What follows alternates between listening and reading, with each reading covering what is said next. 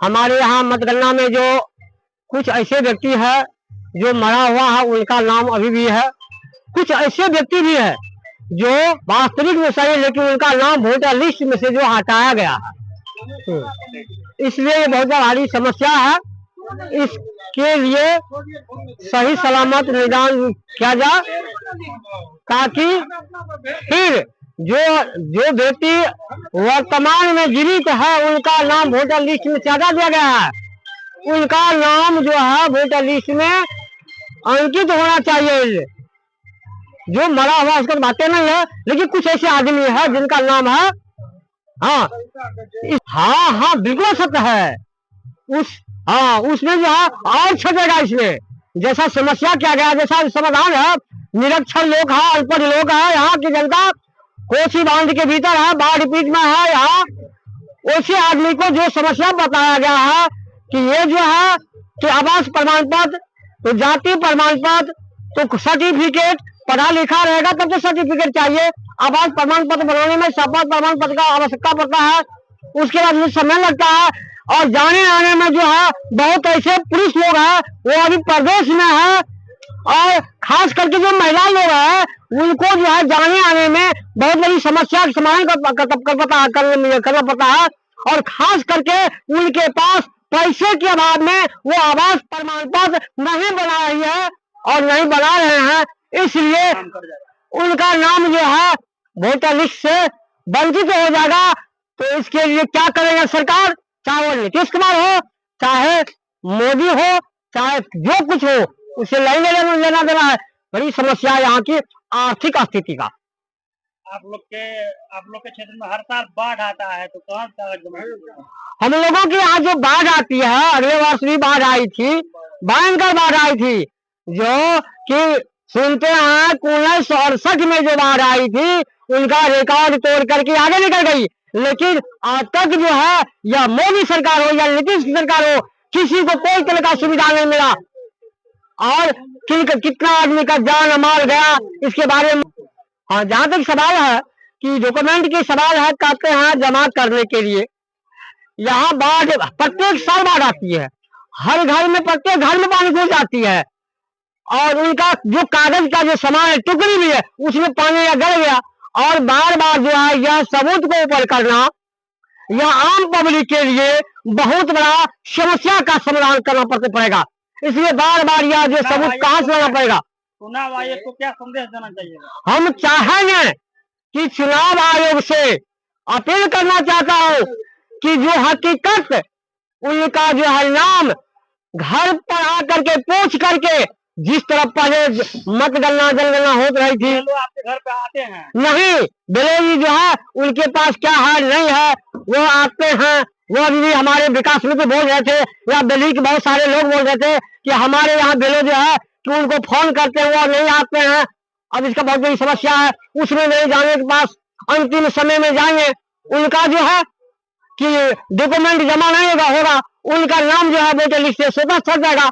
इसके लिए चुनाव आयोग से हम निवेदन करेंगे कि वह घर घर जाकर के, परिवार में जाकर के सभी को पूछना चाहिए, जानकारी लेना चाहिए, उनको नाम वोटर लिस्ट में अंकित करना चाहिए। जिनका नाम नहीं है उनको जोड़ना चाहिए। आपके घर में कितने ऐसे व्यक्ति हैं जिनका नाम कट चुका?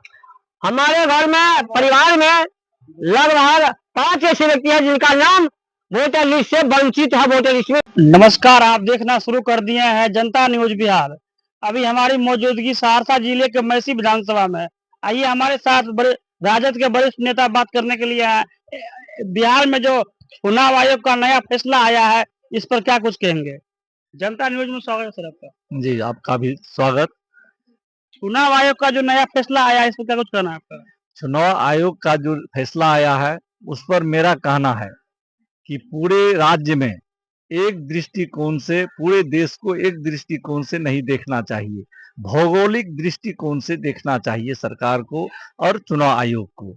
जैसे हम लोगों का जो क्षेत्र पड़ता है वह बिल्कुल बाढ़ प्रभावित क्षेत्र है, और बाढ़ प्रभावित में 1968 में जो बाढ़ आया था उसमें भी हम लोगों के पिता के समय में, हम लोगों के समाज के समय में सब कागज समाप्त हो चुका था। और एन प्रकार से लोग किसी न किसी तरह से फिर जमा किया, लेकिन पुनः फिर पिछले साल जो पानी आया वह पानी इतना भयंकर आया जो किसी का घर भर छाती से कम में नहीं था। उस परिस्थिति में कोई सामान, कोई बक्सा, कोई चीज कोई बचा नहीं पाया, जिसके कारण से सब नष्ट हो चुका है। इस स्थिति में हम लोग हर चीज देना हम लोगों के लिए संभव नहीं है। क्या आगे विधानसभा चुनाव है, अभी ये सब जो नया नियम आया SIR करना चाहिए? जी नहीं, इसलिए नहीं करना चाहिए कि जब आप 6-7 महीना पहले लोकसभा का चुनाव करवाए और इसी वोटर लिस्ट पर करवाए, तो फिर पुनः विधानसभा में यह करने का कोई दायित्व नहीं बनता है। यह षड्यंत्र के तहत चुनाव आयोग के द्वारा करवाया जा रहा है, जो बिल्कुल ही खतरनाक और दुष्प्रभावित है। राहुल गांधी जी ने आरोप लगाया है चुनाव आयोग पर कि वो मोदी से मिलकर ये सब कर रहे हैं। बिल्कुल उनका लगाना सही है। इसलिए लगाना सही है कि अगर चुनाव आयोग अपने मन से निर्णय लेते तो 6 महीना में ऐसा स्थिति बदलने का नहीं आता। अगर आता है तो हम तो कहना चाहते हैं कि केंद्र के सरकार को कि आप रिजर्वेशन कर दीजिए और इस वोटर लिस्ट पर चुनाव करवा लीजिए, उसके बाद आप फिर से प्रधानमंत्री बन करके और तब विधानसभा का चुनाव करवाइए तो अच्छा होता। आपको क्या लगता है ये जो नया नियम आने के बाद वोट चोरी जो आरोप लगा रहे हैं, इनका बिहार चुनाव में असर पड़ेगा? बिल्कुल लग तो रहा है कि उसी दृष्टिकोण से ही अपना काम कर रहे हैं, जो हम लोग अपना चोरी करके काम करवावे। इससे तो लग रहा है यही चीज। तो चुनाव आयोग को क्या कुछ संदेश देना चाहिएगा? चुनाव आयोग को कहना चाहते हैं कि आप निष्पक्ष चुनाव करवाइए, आप सरकार के प्रभाव में आकर के आप सरकार की इशारा पर काम मत कीजिए, आप अपने आप को संभालिए और आप अपने आप को चुनाव आयोग बन करके काम कीजिए। आज तेजस्वी यादव के ID से पोस्ट हुआ है, विजय सिन्हा का 2 वोटर लिस्ट में नाम है। यही सब तो मतलब जानना है लोगों को। उसका 2 वोटर ID है। हाँ, इसका क्या मतलब है, ये तो समझे चुनाव आयोग को समझना चाहिए कि क्या यह 2 ID रहना चाहिए या एक रहना चाहिए। यह तो चुनाव आयोग का निर्णय लेना है। हम लोग तो यही देख करके छपित हैं, जो मतलब हम सरकार में अगर हैं तो जैसे मन हो वैसे करें, सरकार में जो नहीं है उसका सही नाम भी है तो छपना चाहिए। आपके गांव में कितना नाम छट चुका पंचायत में? हमारे पंचायत में लगभग 1700 करीब नाम छटा है। 1700 लोग का नाम छटा है। 1700 लोग। क्या उसमें जिंदा लोग का भी नाम कटा है? अभी तक तो मतलब सामने नहीं आया है। BLO का पास में है और BLO अभी सार्वजनिक नहीं किया है, तो हम लोग कैसे इसका जवाब दे सकते क्या आपके गांव BLO आते हैं? BLO का जो काम है वो घर घर जाना चाहिए।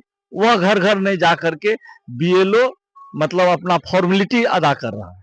फॉर्मेलिटी अदा कर रहा है। फॉर्मेलिटी अदा कर रहा है। निर्वाचन आयोग के जो आरोप लगाया उसके आगे क्या रणनीति है आप लोगों की? राहुल गांधी जी ने आरोप नहीं लगाया है, राहुल गांधी जी ने प्रामाणिकता के साथ कहा कि ये चुनाव आयोग अपनी दिशा से और संवैधानिक दायित्व से भटक गई है।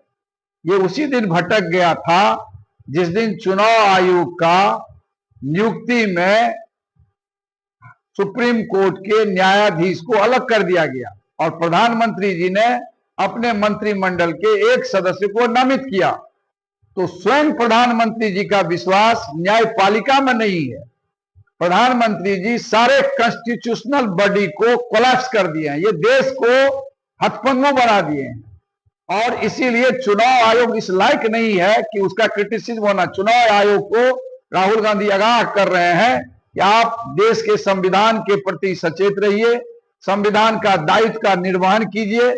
आपका काम हर एक व्यक्ति का मताधिकार का जो संवैधानिक व्यवस्था है उसको पूरा करना है। जिससे चुनाव आयोग भटक गई है, वो मोदी जी का गुणगान करने में लगी हुई है, मोदी जी का हथकंडा बने हुई है। इसीलिए राहुल गांधी जी कह रहे हैं कि आपको करना होगा और अगर आप नहीं करेंगे तो संसद से सड़क तक हम लोग इसकी लड़ाई लड़ेंगे।